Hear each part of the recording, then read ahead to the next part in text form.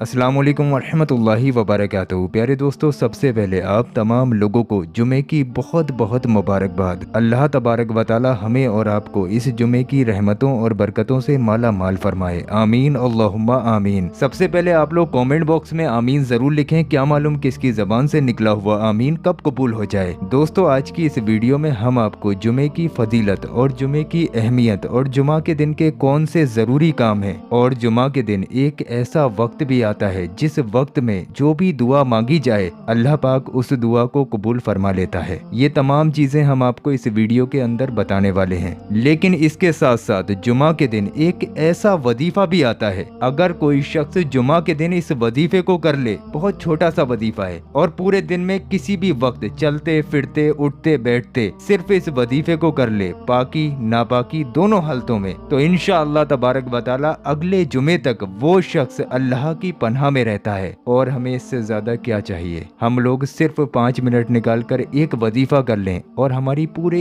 एक हफ्ते तक अल्लाह तबारक व तआला हर बुरी चीज से हिफाजत फरमाए। और इसके साथ साथ अगर कोई शख्स इस वजीफे को जुमा के दिन करता है तो उसकी तमाम दुआएं अल्लाह तबारक व तआला इस दुआ की बरकत से कबूल फरमा लेता है और उसके तमाम बिगड़े काम बन जाते हैं। यहाँ तक कि अगर वो शख्स कोई ऐसा काम करना चाहता है जिसके होने की किसी को उम्मीद ही ना हो, कोई नामुमकिन काम हो, तो वो शख्स जुमा के दिन इस वजीफे को करे, इंशाअल्लाह तबारक व तआला उसको कामयाबी जरूर मिलेगी। प्यारे दोस्तों, जुमे की अहमियत के बारे में हम लोग कुछ बातें समझ लेते हैं। यूं तो सब दिन अल्लाह तबारक व तआला के बनाए हुए हैं, मगर जुमे के दिन की अहमियत को बयान करते हुए अल्लाह के रसूल सल्लल्लाहु अलैहि वसल्लम ने इरशाद फरमाया, अल्लाह तबारक व तआला ने हम सबसे पहले लोगों को जुमे के दिन से महरूम रखा। चुनाचे यहूदियों के लिए सनीचर और ईसाइयों के लिए इतवार का दिन था। फिर अल्लाह तबारक व तआला हमें दुनिया पर लेकर आया और उसने हमारी जुमे के दिन की तरफ रहनुमाई फरमाई। उसने दिनों की तरतीब कुछ यूं बनाई कि पहले जुमा, फिर सनीचर और फिर उसके बाद इतवार। इसी तरह वो लोग कयामत के दिन हमसे पीछे होंगे। हम लोग दुनिया में आए तो आखिर में हैं, लेकिन कयामत के रोज हम सबसे पहले होंगे और तमाम उम्मतों में सबसे पहले हमारा फैसला किया जाएगा। मुस्लिम शरीफ हदीस नंबर 856। प्यारे दोस्तों, सबसे बेहतर दिन जिसका सूरज तुलू हुआ वो दिन जुमा का था। इसमें हजरत आदम अलैहिस्सलाम को पैदा किया गया, इसी दिन उन्हें जमीन पर उतारा गया और इसी दिन हजरत आदम अलैहिस्सलाम की तौबा को कबूल किया गया और इसी दिन हजरत आदम अलैहिस्सलाम की वफात हुई और इसी दिन कयामत कायम होगी। हर जानदार जुमे के दिन सूरज निकलने के वक्त से लेकर और सूरज डूबने तक कयामत से डरते हुए पूरा दिन गुजारते हैं, सिवाय जिन्न और इंसानों के। और जुमे के दिन एक ऐसा वक्त भी आता है कि ठीक उसी वक्त में जो बंदाए मुस्लिम नमाज पढ़ रहा हो और अल्लाह से जिस चीज का सवाल करे तो अल्लाह पाक उसे वो चीज अता फरमा देता है। अबू दाऊद शरीफ हदीस नंबर 1046। बेशक जुमा ईद का दिन है जिसे अल्लाह ने सिर्फ मुसलमानों के लिए बनाया है, लिहाजा जो शख्स नमाज जुमा के लिए आए तो वो गुस्ल करे, खुशबू हो तो लगा ले और तुम पर मिज़बाक करना लाजिम है।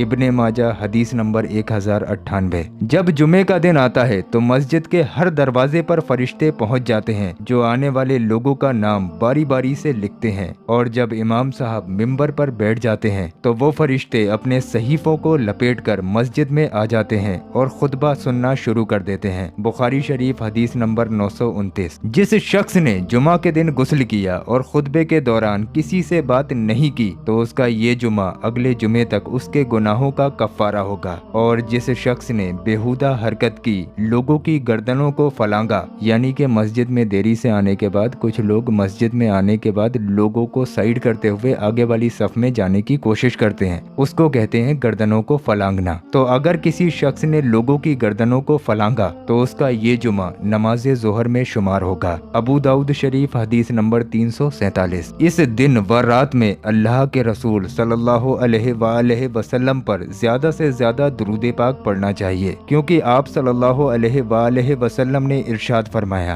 तुम इस दिन मुझ पर कसरत से दुरूद पढ़ा करो, क्योंकि इस दिन तुम्हारा दुरूद मुझ पर पेश किया जाता है। मोहब्बत के साथ बोल दीजिए सुभान अल्लाह। और जो शख्स जुमा के दिन मुझ पर कसरत से दुरूद पाक पढ़ेगा, कल कयामत के दिन वो शख्स सबसे ज्यादा मेरे करीब होगा। बहकी शरीफ हदीस नंबर 6089। और प्यारे आका हुजूर पाक सल्लल्लाहु अलैहि वसल्लम ने ने इरशाद फरमाया, जो शख्स जुमा के दिन सुबह के वक्त में 10 बार दुरूद पाक और 10 बार शाम के वक्त में मुझ पर दुरूद पाक भेजता है, उसे कयामत के दिन मेरी शफात नसीब होगी। और आप सल्लल्लाहु अलैहि वसल्लम ने ये भी इरशाद फरमाया, जो शख्स मुझ पर एक दफा दुरूद पाक भेजता है तो अल्लाह पाक उस पर 10 रहमतें नाजिल फरमाता है और उसके 10 गुनाहों को मिटा देता है और उसके 10 दर्जात को बुलंद फरमा देता है। सही अल जामे हदीस नंबर 6359। जुमा के दिन एक ऐसी घड़ी आती है, उस वक्त में जो भी इंसान नमाज पढ़ रहा हो और अल्लाह तबारक व तआला से दुआ मांगे तो अल्लाह पाक उसकी दुआ को कबूल फरमा लेता है। बुखारी शरीफ हदीस नंबर 935 और मुस्लिम शरीफ हदीस नंबर 852। प्यारे दोस्तों, क्या आप जानते हैं वो मुबारक घड़ी कौन सी है? तो नबी पाक सल्लल्लाहु अलैहि वसल्लम ने इरशाद फरमाया, वो मुबारक घड़ी इमाम के मिंबर पर बैठने से नमाज खत्म होने के बीच की रहती है। मुस्लिम शरीफ हदीस नंबर 853। और इसी हदीस शरीफ को अबू दाऊद शरीफ हदीस नंबर 1048 पर कुछ यूं बयान फरमाया गया, दुआ कबूलियत की उस मुबारक घड़ी को तुम जुमा के दिन असर की नमाज के बाद आखिरी घड़ी में तलाश करो। तो आप समझ गए, एक वक्त तो होता है खुतबे के दौरान जब इमाम साहब मिंबर पर खुतबे के लिए खड़े होते हैं, और एक वक्त होता है असर और मगरिब के दरमियान, यानी कि असर की नमाज के बाद से लेकर मगरिब की अजान से पहले पहले। इस बीच में जो भी दुआ मांगी जाए जुमा के दिन तो अल्लाह पाक वो दुआ अपनी बारगाह में कबूल फरमा लेता है। अब इसी तरीके से जुमा के दिन एक ऐसा वजीफा भी आता है जो हर मुसलमान को हर जुमे को कर लेना चाहिए। ये वजीफा दुआ कबूलियत के लिए भी होता है, बरकत के लिए भी होता है, हिफाजत के लिए भी होता है, और भी बहुत सारी ऐसी चीजें जिनकी हर मुसलमान को आज के दौर में जरूरत है, वो तमाम चीजें इस जुमा के वजीफे में छिपी हुई हैं। अगर कोई शख्स एक जुमे को इस वजीफे को करे तो उसको इतने फायदे हासिल होंगे कि इंशाअल्लाह तबारक व तआला अगले जुमे को वो खुद ब खुद इस वजीफे को करेगा। तो आप लोग तरीका समझ लीजिए, जुमा के दिन किसी भी वक्त आप लोग इस वजीफे को कर सकते हैं। चलते फिरते उठते बैठते भी कर सकते हैं, यानी कि अगर आप कोई काम कर रहे हैं तो अपना उस काम को भी करते रहिए, उसके साथ साथ इस वजीफे को पढ़ भी सकते हैं। आपको करना कुछ यूं है, सबसे पहले आप 3 मरतबा शुरू में दुरूद पाक पढ़ें। दुरूद पाक जो आपके याद हो आप पढ़ सकते हैं। उसके बाद रब्बना आतिना फिद दुनिया हसनतों व फिल आखिरती हसनतों व कीना अज़ाबन नार। याद ना हो तो आपकी स्क्रीन पर लिख दिया है, आप चाहें तो देखकर भी पढ़ सकते हैं। इसको आपको 33 मरतबा यानी कि 33 टाइम पढ़ना है। उसके बाद अशहदु अल्ला इलाहा इल्लल्लाह, सिर्फ इतना ही, अशहदु अल्ला इलाहा इल्लल्लाह, इसको 44 मरतबा यानी कि 44 टाइम पढ़ना है। उसके बाद एक अल्लाह का सिफाती नाम या गफूरो या गफूरू